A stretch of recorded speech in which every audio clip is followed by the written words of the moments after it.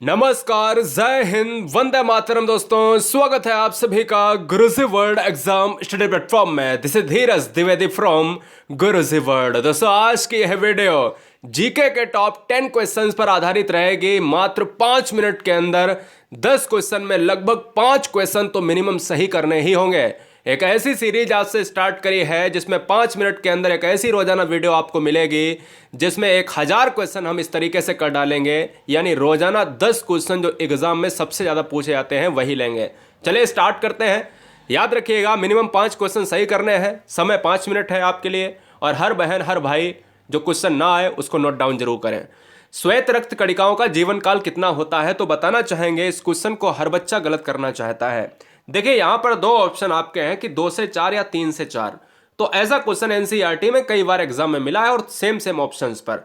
तो हम बता देना चाहते हैं आपको, जो राइट आंसर जाएगा वो ऑप्शन नंबर ए जाएगा। याद रखिएगा, श्वेत रक्त कणिकाएं क्या होती हैं, जिनको हम डब्ल्यूबीसी कहते हैं, यानी यहां पर व्हाइट ब्लड जो है सेल्स होते हैं वो डब्ल्यूबीसी होते हैं। और आरबीसी क्या होता है कि यहां पर रेड ब्लड सेल्स होते हैं या कार्पल्स होते हैं। तो आरबीसी का जो जीवन काल होता है 120 होता है और इसका होता है 2 से लेकर 4 डेज तक। याद रखिएगा, ये 2 क्वेश्चन एग्जाम में हमेशा पूछे जाते हैं। श्वेत रक्त कणिकाओं का हमारे शरीर में क्या कार्य होता है? रोग प्रतिरोधक क्षमता यानी इम्यून सिस्टम को डेवलप करना होता है। क्लियर है? याद रखिए, ऑप्शन नंबर फर्स्ट हमारा राइट हो जाएगा। नेक्स्ट वन की बात करें, question number second. Gandhi ji का प्रिय गीत वैष्णव जन तो किसने रचा था? है ना, आपने खूब सुना होगा वैष्णव जन। तो आपने खूब, यहां पर आप कह सकते हो रेडियो में, पिछले जो है रेडियोस का काल रहा है, हमारा जो जीवन है रेडियो से स्टार्ट हुआ, टीवियां आई और इस समय एलसीडी एलईडी की बात कर रहे हो। तो दोस्तों, यहां पर अगर हम बात करें, जो है वैष्णव जन जो है एक गीत है, गांधी जी का प्रिय गीत है, हमेशा गुनगुनाते थे। इसको किसने रचा है? तो आंसर क्या चला जाएगा इस क्वेश्चन का? नरसिंह मेहता के साथ, यानी ऑप्शन नंबर हमारा। नेक्स्ट वन प्रश्न है कि निम्नलिखित में से कौन सी ग्रीन हाउस गैसेस नहीं है, यानी कौन सा ऑप्शन ऐसा है जो ग्रीन हाउस गैस के अंतर्गत नहीं आता। ये क्वेश्चन एग्जाम में इतना ट्रेंड करता है कि हर बच्चा जानता होगा। अब देखिए, इस क्वेश्चन के आंसर में क्या हो जाएगा। ऑप्शन नंबर अगर ए देखा जाए तो मेथेन यानी CH4 होता है।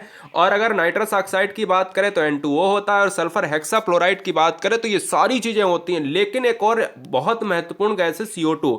ये कार्बन डाइऑक्साइड जो ग्रीन हाउस गैसेज में सबसे महत्वपूर्ण स्थान रखता है, यानी 60% जो हिस्सा होता है वो कार्बन डाइऑक्साइड का होता है। अब कौन सी नहीं है पूछा है, तो इसके लिए इस क्वेश्चन का आंसर जाएगा ऑप्शन नंबर डी के साथ। कार्बन मोनोऑक्साइड का जो सिंबल होता है वो CO होता है।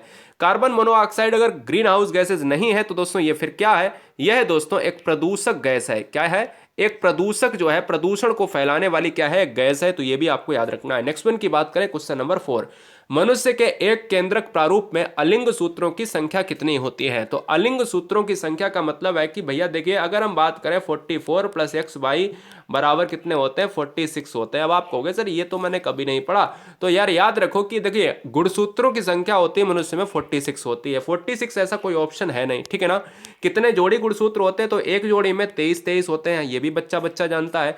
लेकिन अगर हम प्रारूप में एक प्रारूप की बात कर रहे हैं, एक केंद्रक की बात कर रहे हैं, तो मैंने अभी 44 जो लिया था। तो दोस्तों यही वाला जो राइट आंसर हो जाएगा वो ऑप्शन नंबर बी के साथ चला जाएगा। ठीक है, चलिए क्वेश्चन नंबर 5 की बात करें। 5 देखिएगा, मनुष्य का हृदय कितने कोष्ठकों से बना है? अब मनुष्य का जो हृदय है वो कितने कोष्ठों से बना है? कोष्ठक का मतलब होता है कि यहां पर जो चैम्बर होते हैं, कितने चैम्बर जो है मनुष्य के हृदय में होते हैं, ये आपको बताने हैं। तो यार बच्चा बच्चा जानता है कि फर्स्ट, सेकंड, थर्ड, 4 होते हैं। आप कहोगे सर कैसे? दायां निलय बायां अलिंद, बायां निलय दायां अलिंद, इस तरीके से क्वेश्चंस बनते हैं। तो आपको याद रखना है कि जो मनुष्य का जो हार्ट होता है वो 4 कोष्ठक से निर्मित होता है। और एक सिंबल आपको याद रखना है, एक जो पॉइंट आपको याद रखना है, एक होता है EEG, मैंने कई बार बताया है, और एक होता है ECG। तो ECG होता है आपका हार्ट से संबंधित इलेक्ट्रोकार्डियोग्राम, और EEG होता है इलेक्ट्रोइन्फेलोग्राम होता है जो आपके मस्तिष्क से संबंधित होता है। Question number 6। भारत निम्नलिखित में से किस गोलार्ध में स्थित है? तो आपको याद रखना है कि जो भारत का परिदृश्य है, मैंने आपको ज्योग्राफी की क्लास में मैंने आपसे क्या कहा है कि छोटी से छोटी वीडियोस भी गुरुजी वर्ल्ड पर मिलेंगी और लंबी से लंबी वीडियोस भी मिलेंगी। आप 2 घंटे में हमने पूरा ज्योग्राफी कंप्लीट कराया है। आप देख सकते हो मैराथन की प्लेलिस्ट मैंने बना दी, इसमें हर सब्जेक्ट को एक वीडियो में कंप्लीट कराया, आप देख सकते हो, ठीक है ना। अगर मैं बात करूं दोस्तों भारत वाली वीडियो में, मैंने आपको ये बताया था कि अगर हम 0 डिग्री से अगर पृथ्वी को काट दें, ये नॉर्थ हो जाता है, ये साउथ हो जाता है, तो भारत आपका यहाँ पर है। या अगर यहाँ पे 4 भागों में काट दे तो ये वाला क्या हो जाएगा, ये दोस्तों आपका नॉर्थ होता है, ये ईस्ट होता है। तो मतलब क्या हो गया कि नॉर्थ ईस्ट में है ना। नॉर्थ ईस्ट का मतलब है कि उत्तरी और पूर्वी गोलार्ध में, इसलिए इस क्वेश्चन का आंसर ऑप्शन नंबर किसके साथ, ए के साथ चला जाएगा। क्वेश्चन नंबर 7 कह रहा है परमाणु रिएक्टर में प्रयुक्त ईंधन कौन सा है। परमाणु रिएक्टर में ईंधन कौन सा प्रयोग किया जाता है, जरा जवाब दीजिएगा।